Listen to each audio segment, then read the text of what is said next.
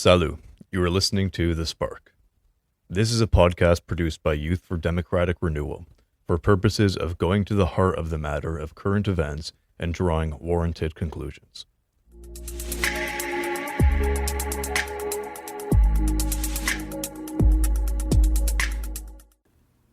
The topic of our podcast today is what the government of Canada will be doing on November 24th, about which everyone should be forearmed.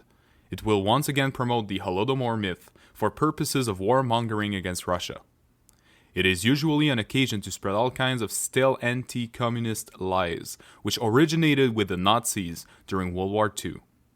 It will be interesting to see what is said by the government as well as academics and media this year as they cover up their support for making Canada a refuge for the Nazis and their collaborators who repeat the Holodomor myth.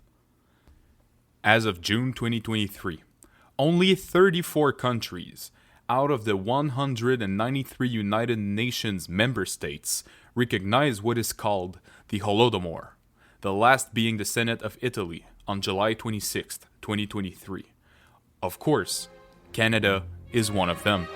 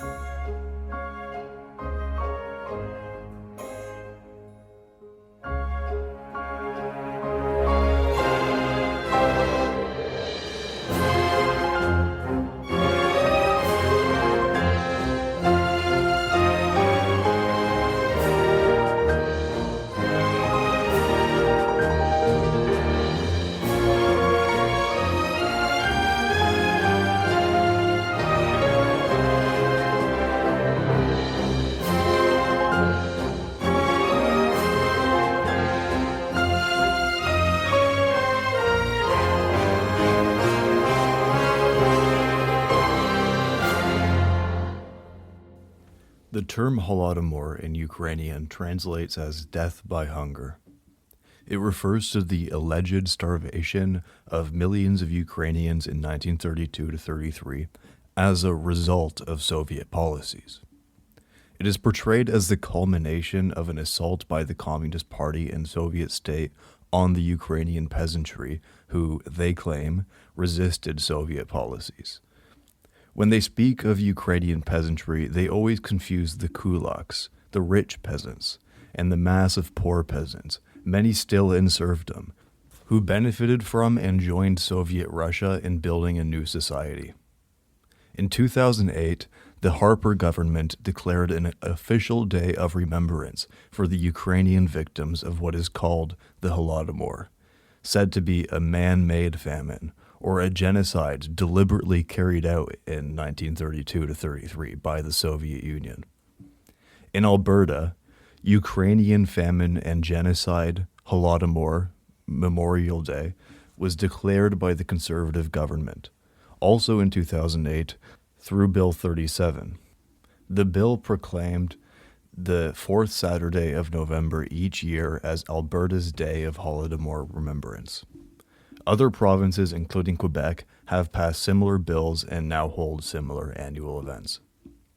The Harper government created a special day of remembrance for the alleged genocide in spite of the fact that of the world's 193 countries, at that time, a mere 15 of them officially agreed with the characterization of the Holodomor as a genocide, i.e., as a deliberate policy to exterminate a particular nation or ethnic group.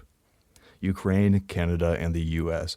are three of those countries which today number 34, including several countries in Latin America which the United States and Canada have cajoled to join in. No African, Asian, or Arab countries agree with the characterization of the Holodomor as a genocide. The Holodomor Museum in Ukraine calls this worldwide recognition of the Holodomor as genocide. Significantly, Israel, which of course commemorates the Holocaust, does not agree that what occurred in Ukraine was a genocide.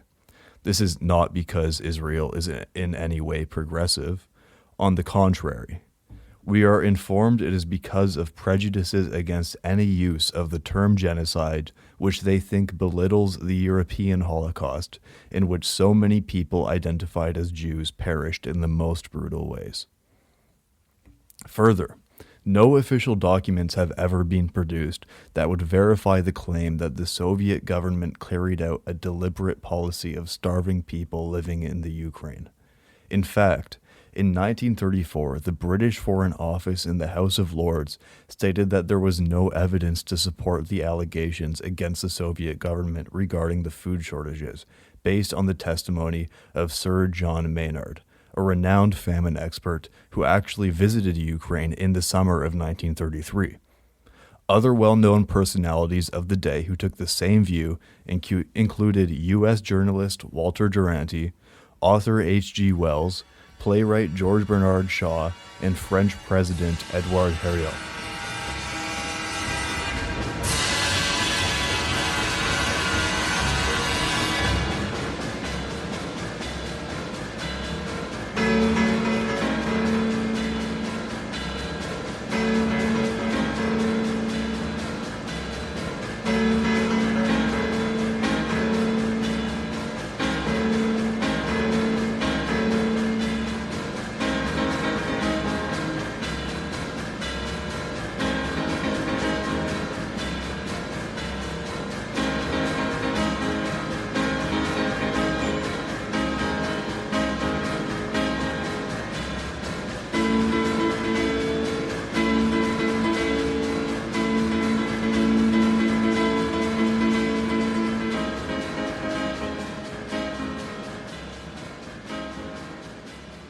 The following notes extracted from Wikipedia are interesting because they reveal the profound anti-communism which pervades all Holodomor propaganda.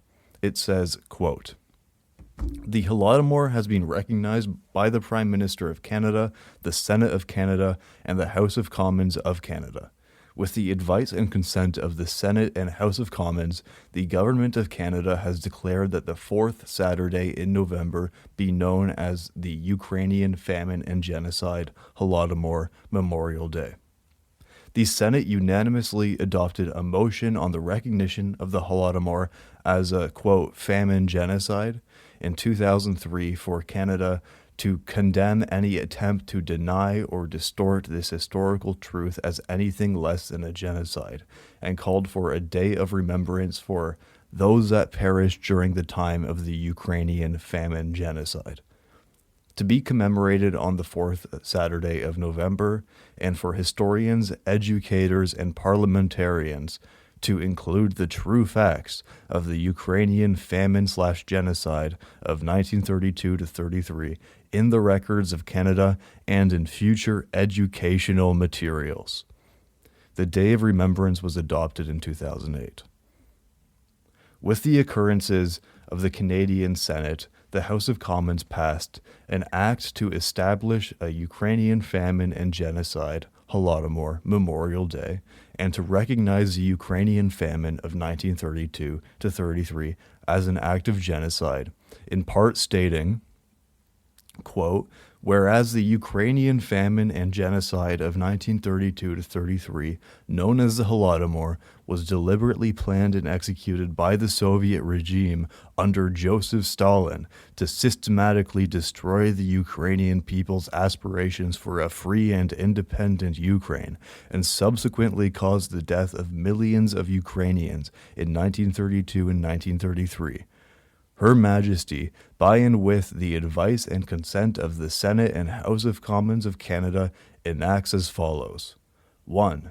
This act may be cited as the Ukrainian Famine and Genocide Holodomor Memorial Day Act. 2. Throughout Canada, in each and every year, the fourth Saturday in November shall be known as Ukrainian Famine and Genocide Holodomor Memorial Day." Unquote. Since it formed the federal government in 2015, the Trudeau government has continued with Harper's policy, issuing annual statements claiming that the 1932-33 famine was a systemic, man-made genocide committed by the Soviet government, which killed millions through forced starvation, that it was an attempt to destroy the Ukrainian people, and that it is just one more example of suffering under communism. Also emphasized is that Ukrainians have contributed to Canada and that Canada supports the people of Ukraine and their government. Those who deny that the conditions in Ukraine in 1932-33 were a man-made famine are summarily dismissed by Holodomor proponents as Holodomor deniers, on par with Holocaust deniers.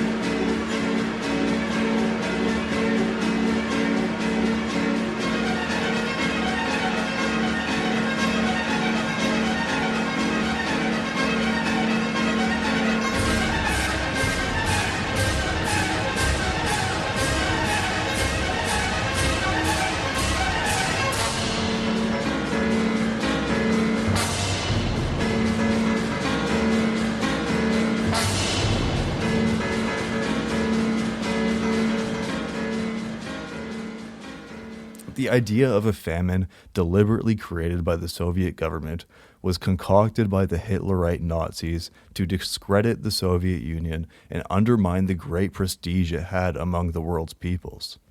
The facts show that while there were food shortages in Ukraine, mainly due to the long imperialist invasion of Soviet Russia from 1918 to 1922, which included Canadian troops and attempts by the remnants of the Tsarist regime to mobilize the rich peasants called kulaks against the collectivization of agriculture, no man-made famine was ever created.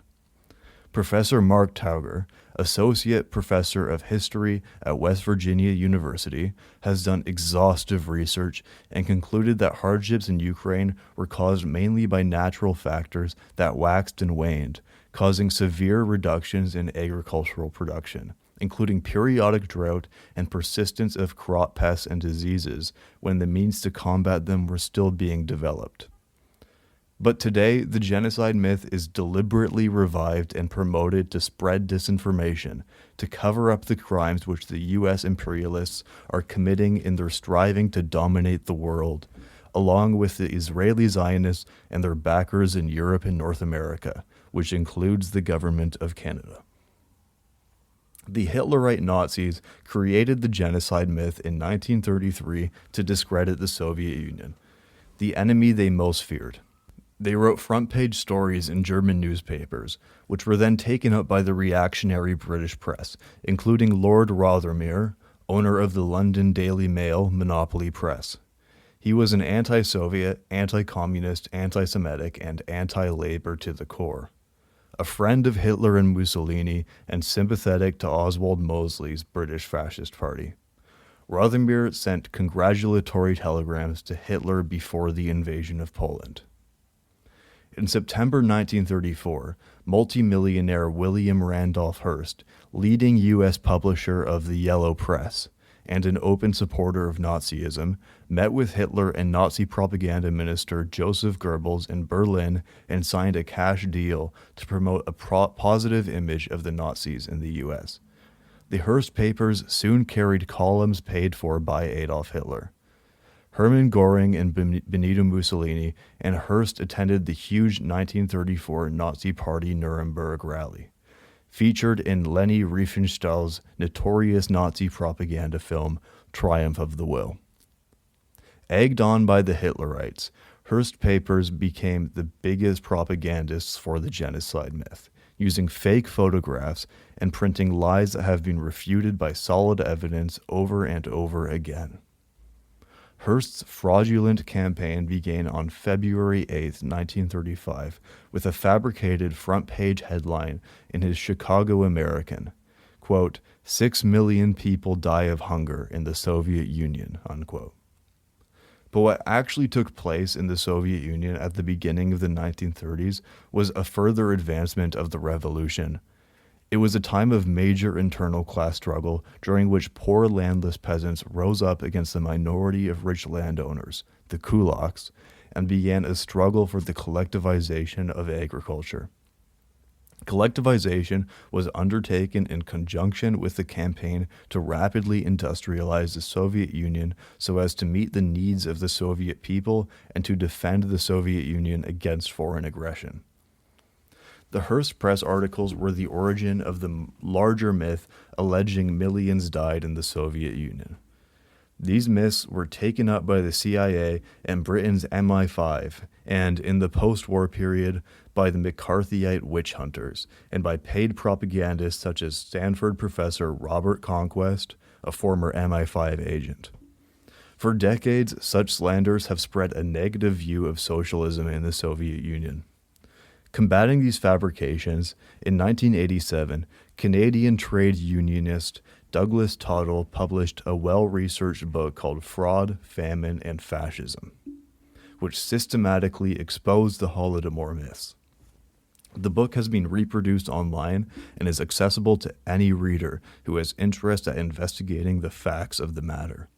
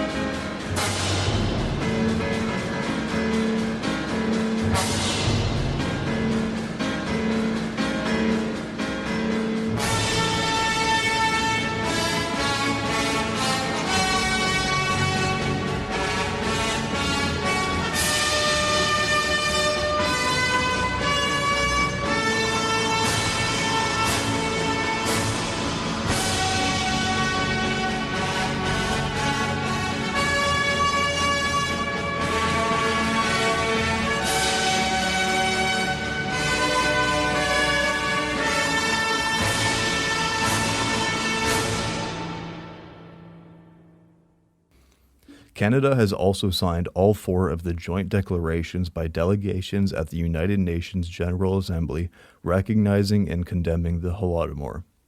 In 2019, an official statement about the genocide was issued from the Prime Minister Justin Trudeau on Holodomor Memorial Day, in part reading, quote, "Today we remember the millions of innocent people in Ukraine who suffered and died during the Holodomor. From 1932 to 1933, the totalitarian Soviet regime launched a campaign of starvation across Ukraine. Millions died, and countless others were arrested, deported, or executed in a genocide designed to break their will. In the face of these horrors, the people of Ukraine endured, protecting their language, their culture, and their identity. In 1991, after decades of Soviet rule and oppression, they gained their independence. For too many years, the perpetrators of the Holodomor denied its existence and hid the full extent of the unspeakable suffering from the international community. It falls to each one of us to ensure their stories are never erased." Unquote. Saskatchewan, Manitoba, Alberta, Ontario, and Quebec have also passed legislation recognizing the Holodomor similar to those on the national level. The Legislative Assembly of Saskatchewan recognized the Holodomor as a genocide in 2008 with the passage of the Ukrainian Famine and Genocide Holodomor Memorial Day Act. In 2019, the Saskatchewan legislature lit a memorial candle for the duration of Holodomor Memorial Week to commemorate and remember the victims of the famine genocide. A statue titled "Bitter Memories of Childhood" was installed in the park grounds surrounding the Saskatchewan Legislative Building in 2015 to remember the victims of the Holodomor. After attending the candlelighting ceremony in the legislature, Canadian Minister Greg Holodomor laid a wreath at the statue. I inform you about Saskatchewan to emphasize just how nefarious this project is. In 2011, Holodomor argued against resource revenue sharing with First Nations, suggesting that First Nations people who get handouts, quote-unquote, would spend it on drugs and alcohol. The comment drew calls for Holodomor's resignation from the Federation of Saskatchewan Indian Nations, who called the remarks very hurtful and very inappropriate.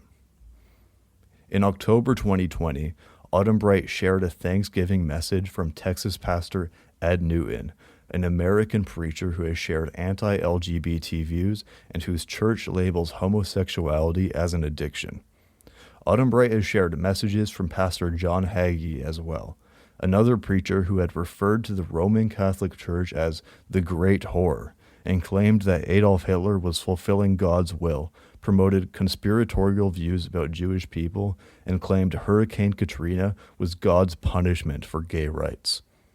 Holodomor said he was interested in Hagee's theory of blood moons, which claims that lunar eclipses coinciding with Jewish holidays would trigger a war in Israel and usher in the return of Jesus Christ.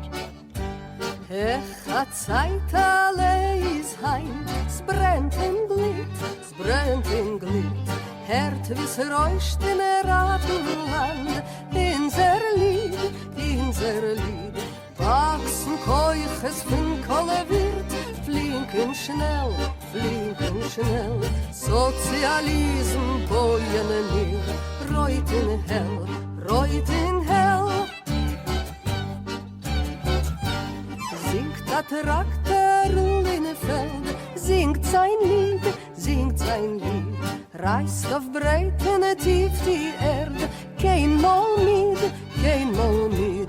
Erschreckt sich vor Maschinen, geht zurück, uns wird bringen die Maschine, nahem Glück.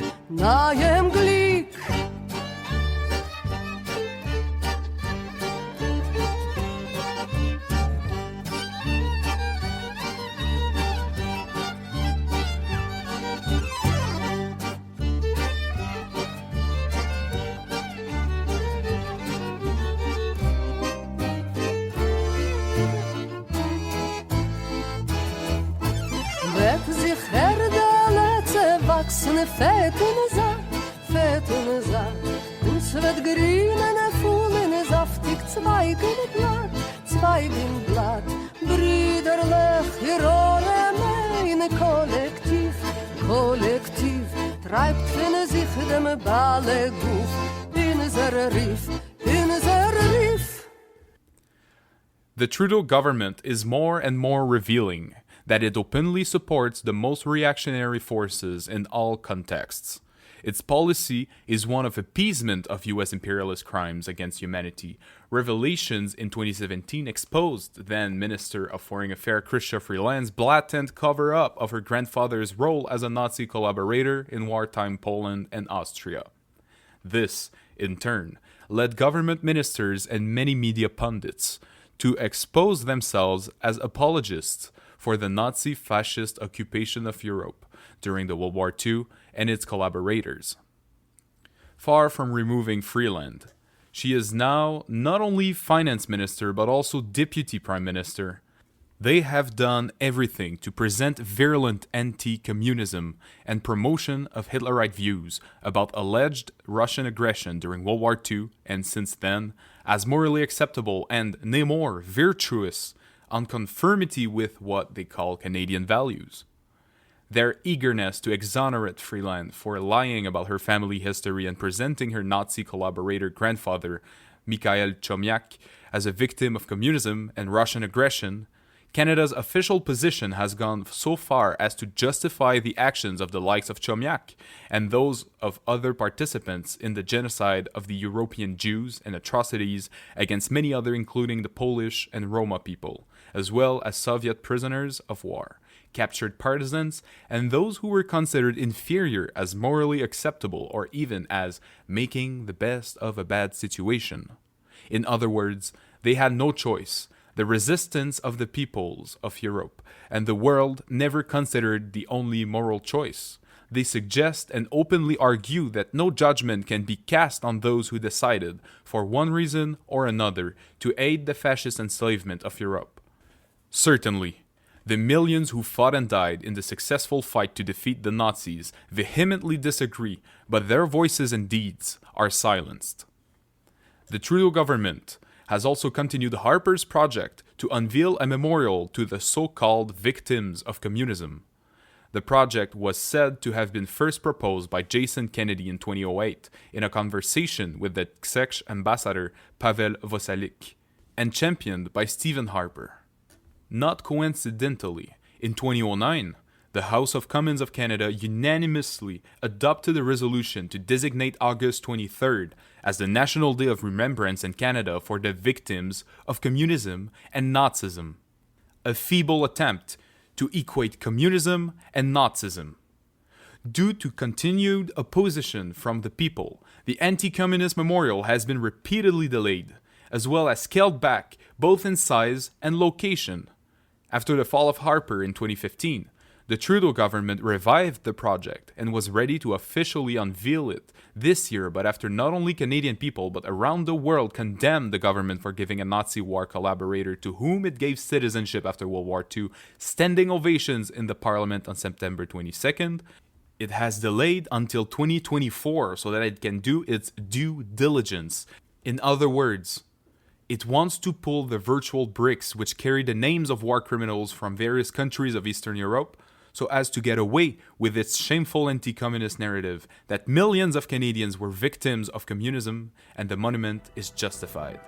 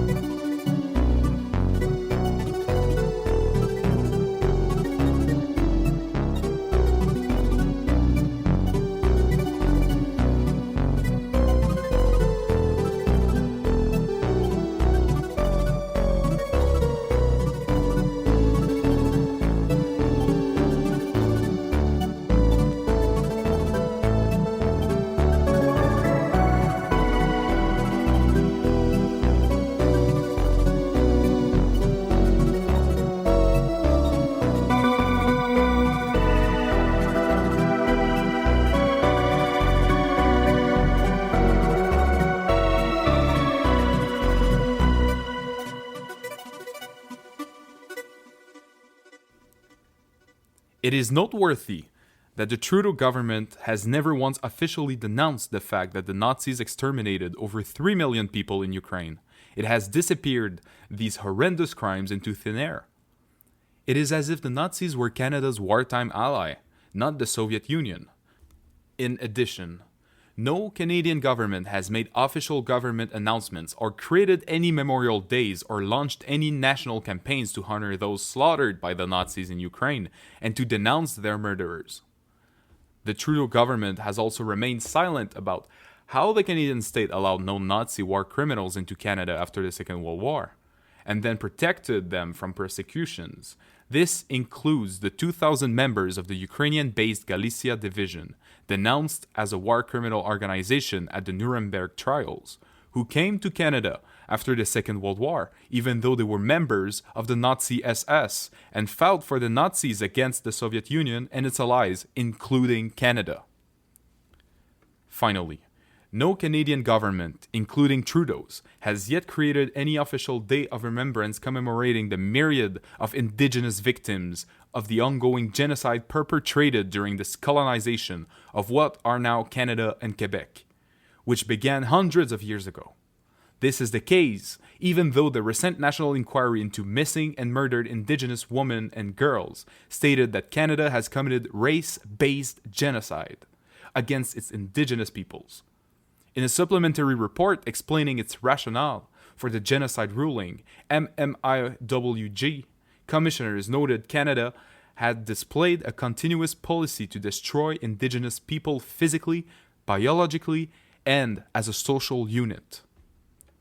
The Trudeau government's wholesale promotion of anti-communism is yet another attempt to rewrite history in order to peddle its self-serving imperialist conception of freedom, democracy, human rights. Desperate to extol its own ideological beliefs and what it calls Canadian values to keep the people in check, it has long since started using the last resort of scoundrels, the card of communal violence and defamation and accusations that when people speak in their own name, they are promoting hate or terrorism and the like to justify using police powers to silence them. Time and time again, their hopes of controlling the situation which is out of their control are dashed. The aim of their ongoing attempts to cover up their falsification of history in order to push US hegemonic aims today must be vigorously opposed. They have long since joined the US imperialist and Anglo-American chorus, which has declared Russia an enemy, so as to disorient Canadians, so that they cannot organize themselves to wage an effective defense of their right to conscience and lay the claims which they must to make Canada a zone for peace and to defend the rights of all.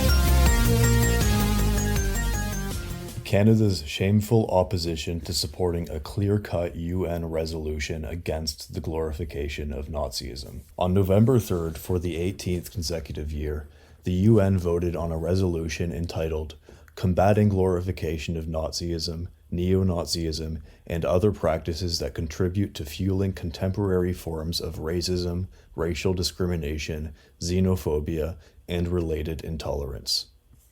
Once again, Canada, along with Ukraine, the United States, the United Kingdom, Germany, and other EU countries, were among those that voted against.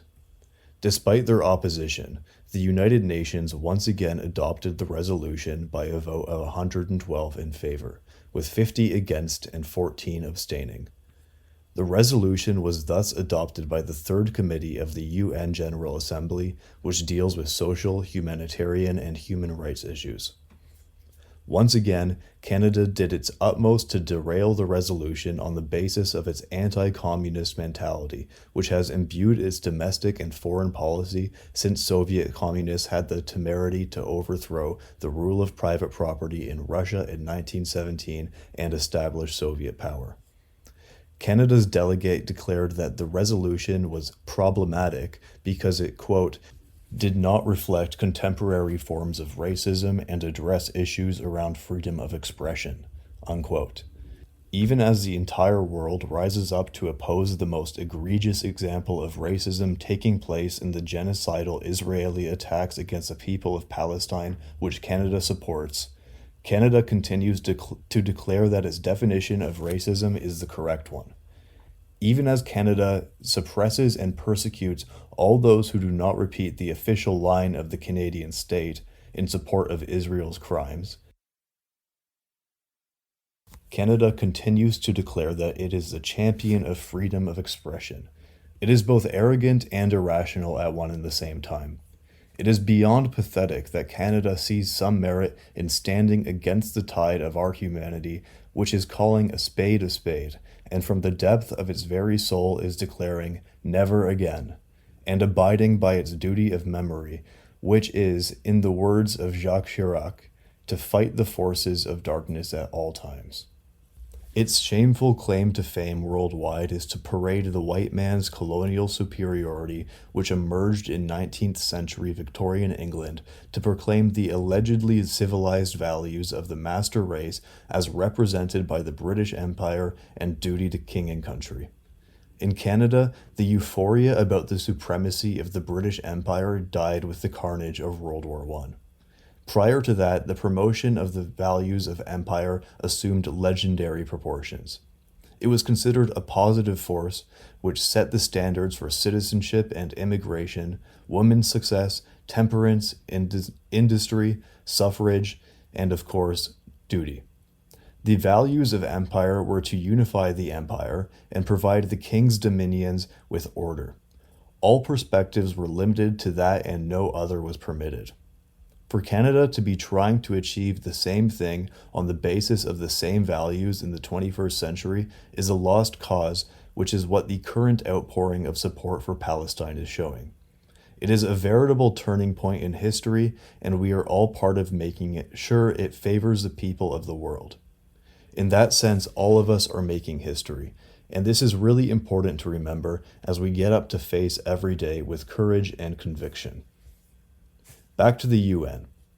Canada's delegate went on to join the US in objecting to the text of the resolution put forward by the Russian Federation, alleging Russia's use of neo-Nazism was a pretext to justify its illegal territorial aggression in Ukraine, calling it a false narrative. The argument was that it undermines genuine attempts to combat it. In his remarks in support of the resolution at the UN, Russian diplomat Grigory Lukiantsev noted that marches of neo-Nazis and torchlight processions in honor of those who actively worked with the Nazis and were accomplices in their crimes are taking place on the streets of cities in the center of Europe. Is this the freedom of expression Canada claims to uphold, he asked. Canada's delegate should explain how the elimination of neo-Nazis, which is a stated objective of Russia's special operation in Ukraine, is a false narrative, while Canada's military training of open neo-Nazi organizations like Azov and others in Ukraine, who proclaim themselves the inheritors of the fascist mantle of the likes of Stephen Bandera, is for the higher ideal of guaranteeing their freedom of expression.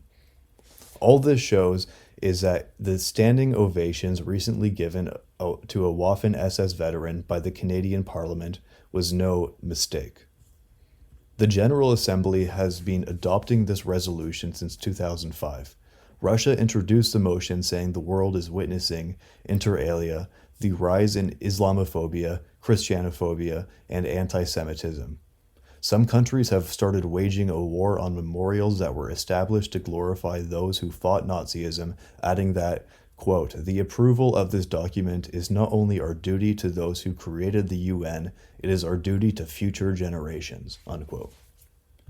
As adopted, the resolution calls on the Assembly to express alarm at the spread in many parts of the world of various extremist political parties, ideologies, and groups of a racist or xenophobic character, including neo-Nazis and skinhead groups. In Canada, that would be all the cartel parties, not an alleged right wing against a moderate liberal wing. Further by the text, the Assembly would firmly condemn incidents that glorify and promote Nazism, such as acts involving pro-Nazi graffiti and paintings, including on monuments dedicated to victims of the Second World War. Canada, with its monument in Ottawa to victims of communism, would certainly have a problem in that regard.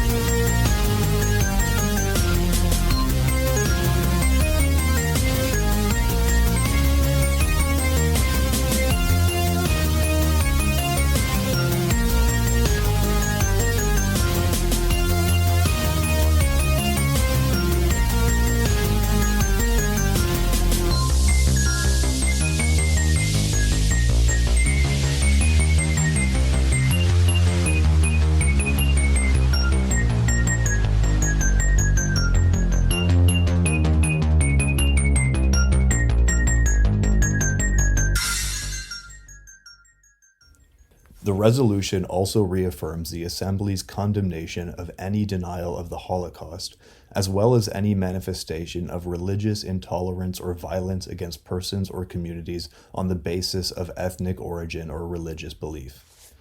Earlier in the day, an unfriendly amendment was proposed by Albania, Australia, Japan, Guatemala, Liberia, the Marshall Islands, and North Macedonia. The amendment gave expression to the false narrative argument above made by the US and Canada.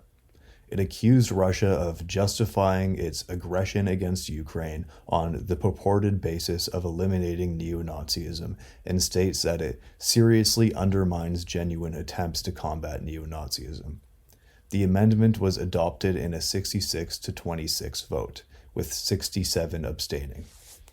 It is noteworthy that even after succeeding in having the original motion amended this way to condemn Russia, those who voted for the amendment still opposed adoption of the resolution as a whole.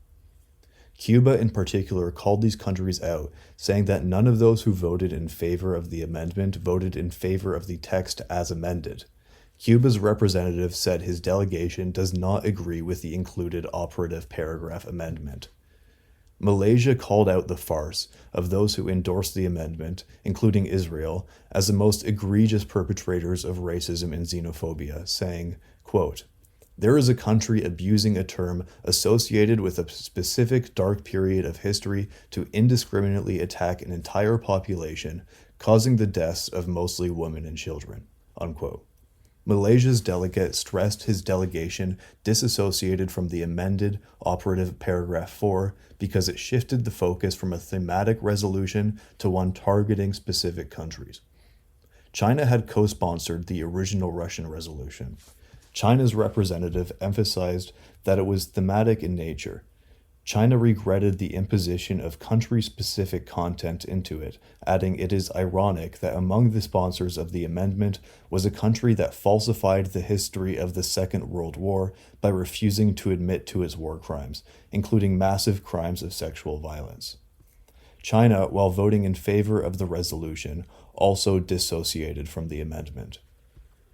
Many other countries, including the Democratic People's Republic of Korea, Algeria, Egypt, Syria, Senegal, Nigeria, Cuba, and others, did the same. They voted to adopt the motion condemning the glorification of Nazism, even as amended, while disassociating from the hostile provocative amendment. In conclusion, while on the world scale matters appear more complicated than ever, they are in fact getting simpler, because the peoples of the world are speaking in their own names.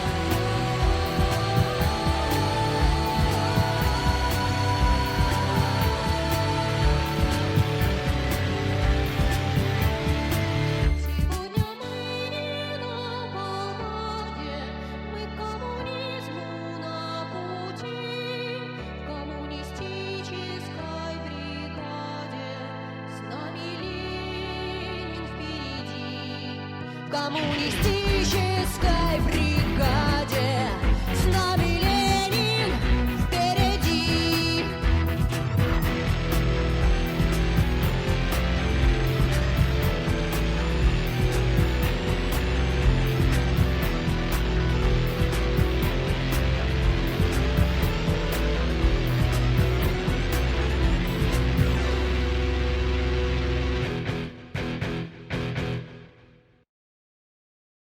This ends today's show.